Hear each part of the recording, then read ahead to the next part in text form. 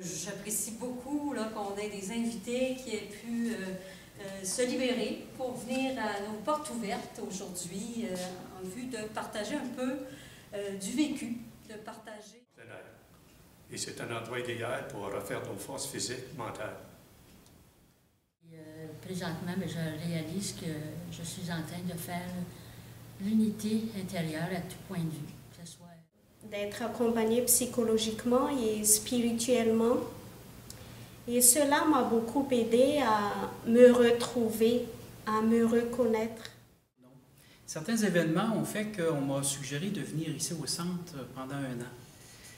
Au départ, j'étais bien d'accord parce que certains de mes confrères sont venus au centre puis en sont sortis très, très grandis. Mais après coup, je me suis aperçu que ce n'était pas moi qui avais pris la décision de venir, c'était les événements qui m'avaient poussé. Alors là, j'ai décidé de dire, c'est pour moi. Yvon, tu as besoin de ça, tu as besoin de t'arrêter. Mais à travers les cours comme le bien vieillir, la gestion du stress, la communication bienveillante, je parviens à retomber sur mes pas. Dans les pays où il y a beaucoup de jeunes comme ça, on court après le faire. Mais ici, je sens vraiment le travail sur l'être. Et je peux dire que depuis que je suis arrivée, même l'année passée, mais davantage cette année, que j'ai pris conscience vraiment que le Seigneur me donne la possibilité de retrouver mon être et de rentrer en... J'y vais 3 fois par semaine, le matin.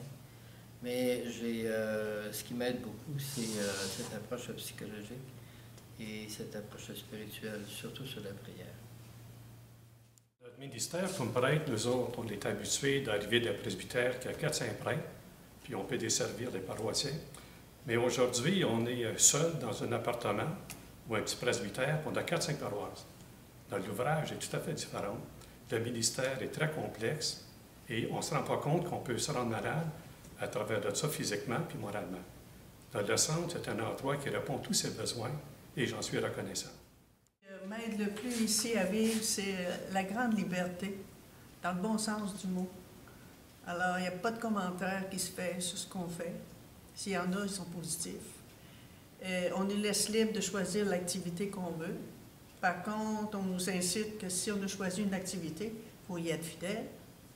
Alors, je trouve cette ambiance très salutaire pour moi. Et quand que je suis une activité, par exemple, comme sur la vie spirituelle, sur la prière ou la communication, ça me donne déjà des idées neuves sur ce qu'il faudrait peut-être entreprendre avec les jeunes en formation. Revoir. J'ai des confrères qui ont vécu d'autres expériences dans d'autres types de centres où je connais d'autres programmes qui sont offerts où les choses sont vraiment très organisées, très spécifiques et les gens doivent rentrer puis s'ils ne rentrent pas dans tel cadre, ben ça ne marche pas. Alors comment vous vivez ça ici, cette espèce de liberté qu'on vous offre de choisir dans le programme des choses? Tandis qu'ici, tu prends un cours, tu l'accueilles comme tu es et tu l'intègres comme tu es capable de le faire. Très intéressant. Je suis arrivé, je voulais tout prendre, je voulais tout regarder, tout écouter. Je me suis vite rendu compte que la priorité, c'était peut-être pas de prendre des cours, mais de me regarder, puis j'avais besoin de repos. Alors, bien sûr, j'ai laissé tomber des choses, mais en cours de route, il y a des choses qui deviennent plus importantes pour moi. Ma première responsabilité, c'est ma formation. Qu'est-ce que je décide pour moi? Qu'est-ce que j'ai besoin dans les cours qui vont me faire grandir, qui vont me faire croître, qui vont me nourrir et qui vont répondre à l'objectif que je me suis donné.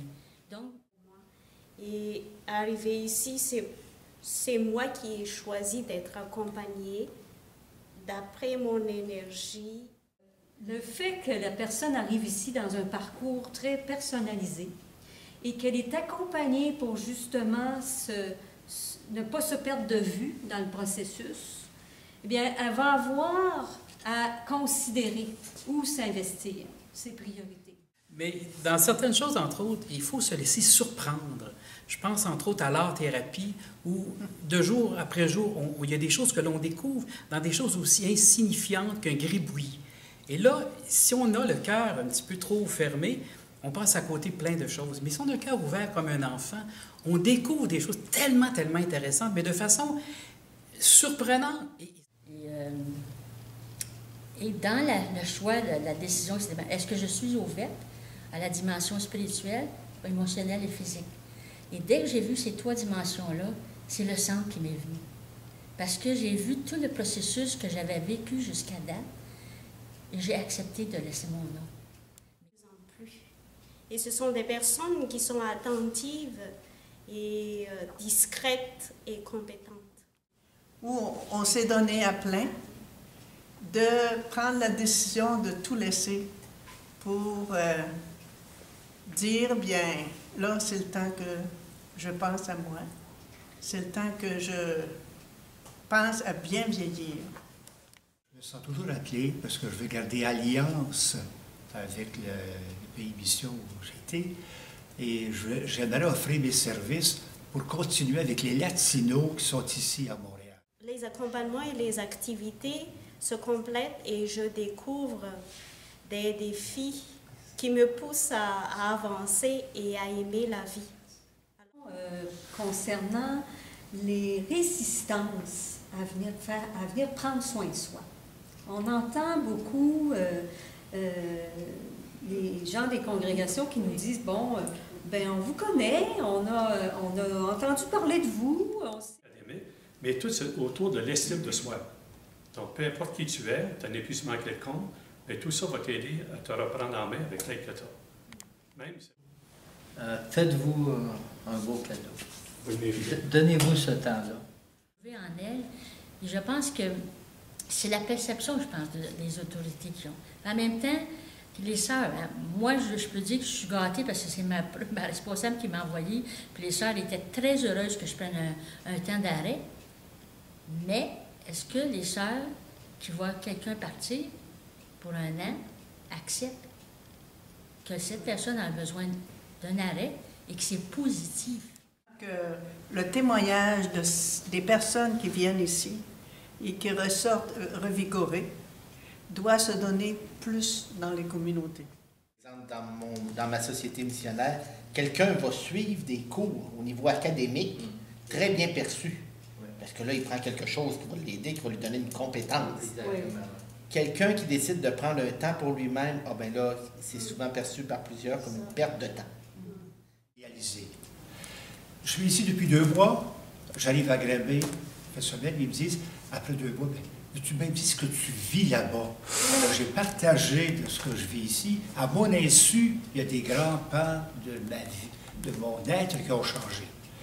Ils m'ont dit, pourquoi tu ne parlerais pas de ça aussi à toute la communauté lors de la retraite annuelle, là? On prendrait ça. L'autre matin, où on a une pause café, j'ai regardé Andy, puis j'ai dit, Andy, je te trouve assez beau maintenant.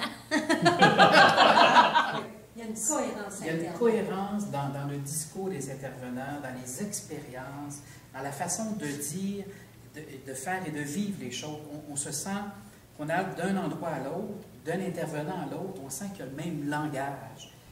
Il y a la même expérience de base qui nous conduit. Alors, on n'est pas perdu. Jusqu'à l'oubli, chanter